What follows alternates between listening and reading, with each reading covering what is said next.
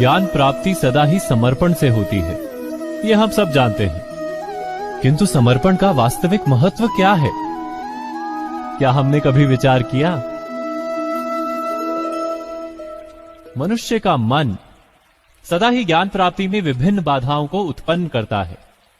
कभी किसी अन्य विद्यार्थी से ईर्ष्या हो जाती है, कभी पढ़ाए हुए पाठों पर संदेह जन्मता है और कभी गुरु द्वारा दिया गया दंड मन को अहंकार से भर देता है।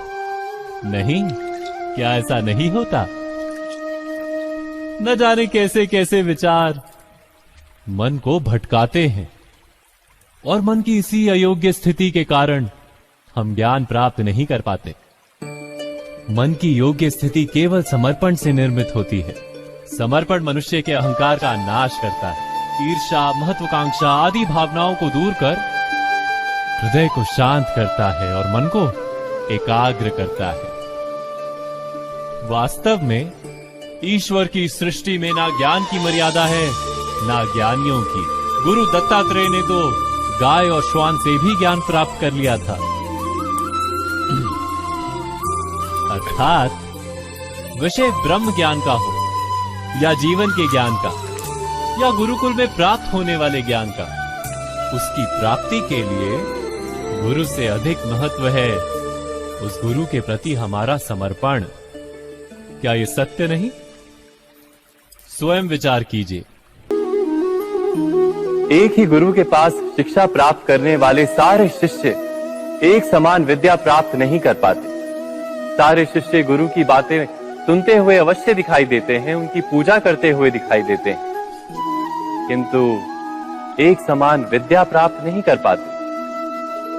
क्या कभी विचार किया है ऐसा क्यों होता है?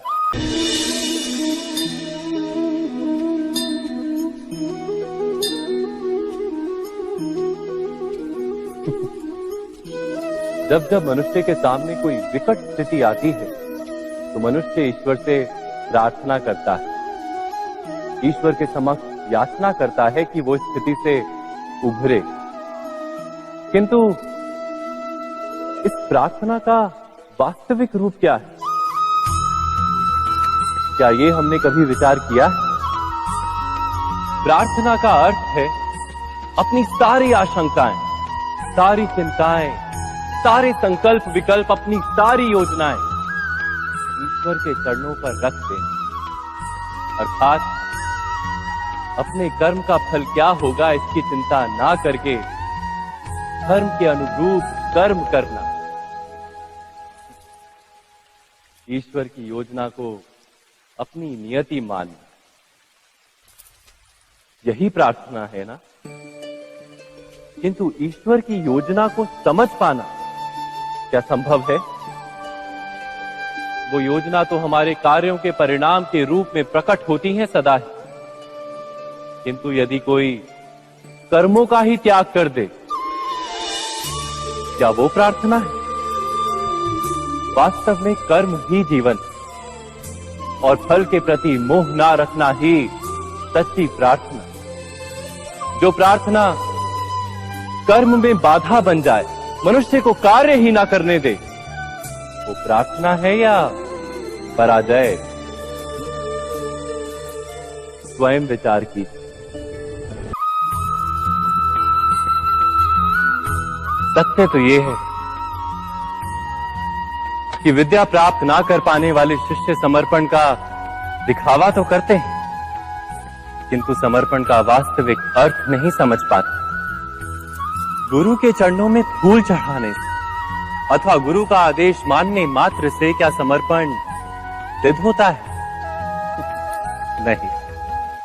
समर्पण का वास्तविक अर्थ है जब गुरु के प्रति मन में कोई संदेह ना रहे, गुरु के मुख से आदेश निकले उससे पूर्व शिष्य उस कार्य को पूरा कर दे।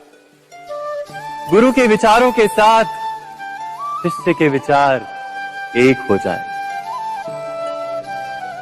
शिष्य जब तक अपने गुरु में ब्रह्मा, विष्णु, महेश इनके रूप ना देख ले, तब तक उसका समर्पण सत्य नहीं। वास्तव में समर्पण किसी कार्य का नाम नहीं। समर्पण तो हृदय की भावना और मन की स्थिति का नाम। अर्थात हमारे अज्ञान में क्या दोष केवल हमारे मन का नहीं? स्वयं विचार कीजिए।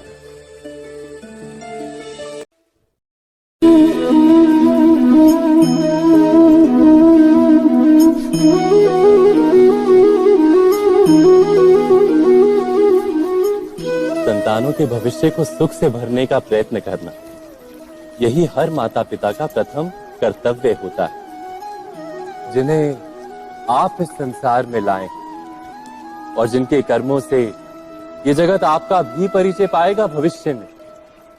उनके भविष्य के सुख की योजना करने से अधिक महत्व और हो भी क्या सकता है? किंतु सुख और सुरक्षा,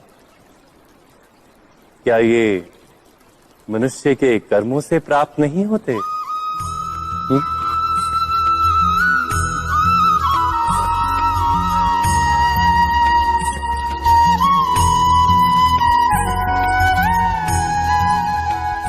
माता पिता के दिए हुए अच्छे या बुरे संस्कार, उनकी दी हुई योग्य अथवा अयोग्य शिक्षा, क्या आज के सारे कर्मों का मूल नहीं? संस्कार और शिक्षा से बनता है मनुष्य का चरित्र। अर्थात माता पिता अपनी संतानों का जैसा चरित्र बनाते हैं, ऐसा ही बनता है उनका भविष्य। किंतु फिर भी अधिकतर माता पिता अपनी संतानों का भविष्य सुरक्षित करने की चिंता में उनका चरित्र निर्माण का कार्य भूल ही जाते हैं। वस्तुतः जो माता पिता अपनी संतानों के भविष्य की चिंता करते हैं, उनकी संतानों को कोई लाभ नहीं होता। किंतु जो माता पिता अपने संतानों के भविष्य की नहीं, उनके चरित्र का निर्माण करते हैं, उन संतानों की प्रशस्ति समस्त संसार करता है। स्वयं विचार कीजिए।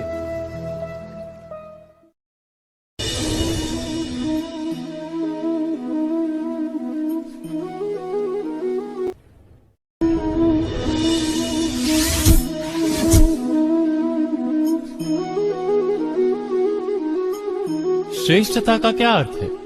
श्रेष्ठता का अर्थ है दूसरों से अधिक ज्ञान प्राप्त करना। अर्थात मूल्य इस बात का नहीं कि स्वयं कितना ज्ञान प्राप्त किया, मूल्य इस बात का है कि प्राप्त किया हुआ ज्ञान अन्य लोगों से कितना अधिक है। अर्थात श्रेष्ठता की इच्छा ज्ञान प्राप्ति को भी एक स्पर्धा बना देती है, और स्पर्धा में विजय अंतिम कब होती है?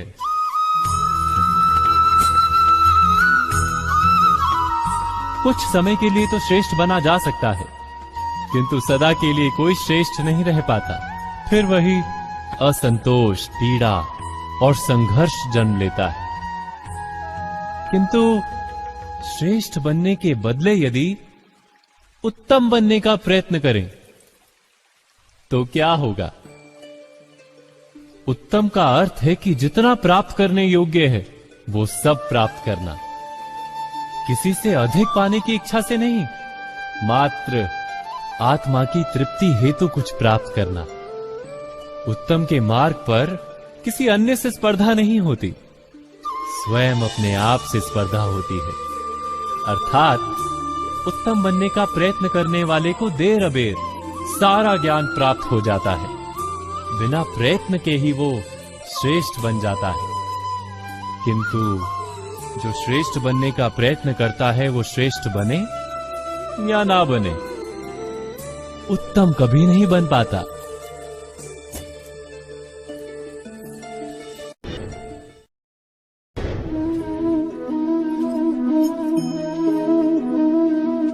मनुष्य के जीवन का चालक है भय। मनुष्य सदा ही भय का कारण ढूंढ लेता है।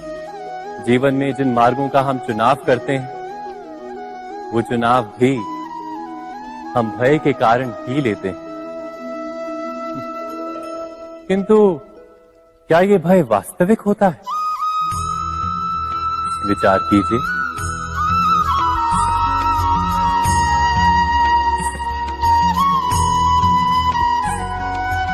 भय का अर्थ है आने वाले समय में विपत्ति की कल्पना।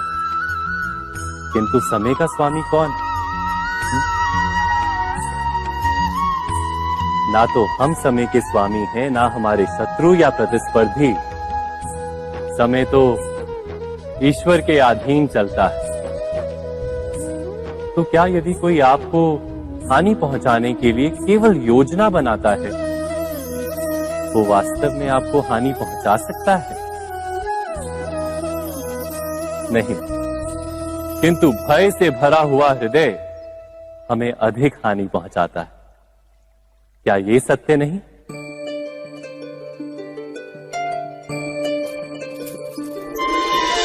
विपत्ति के समय भयभीत हृदय अयोग्य निर्णय करता है और विपत्ति को अधिक पीड़ादायक बनाता है, किंतु विश्वास से भरा हृदय विपत्ति के समय को भी सरलता से पार कर जाता है। अर्थात जिस कारण से मनुष्य हृदय में भय को स्थान देता है, भय ठीक उससे विपरीत कार्य करता है। क्या ये सत्य नहीं? स्वयं विचार कीजिए।